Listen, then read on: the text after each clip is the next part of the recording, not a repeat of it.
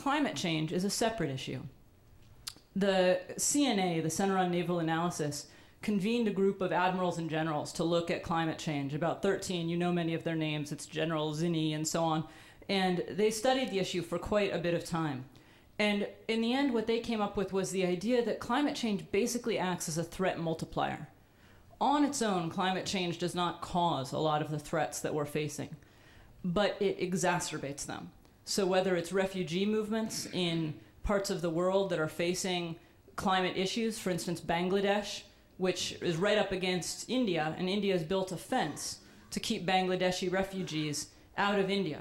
Well, if you imagine a flood going on or a severe weather event in that part of the world, and millions of Bangladeshi refugees running up against that fence and trying to get into India, and then think about what's India going to do about that. These are very impoverished countries. Bangladesh is an Islamic country. You have some real threat exacerbators. You also have issues along the Sahel border. So this is in Africa, where northern Africa, the Arab part of Africa, meets the part of Africa that's black Africa, that part.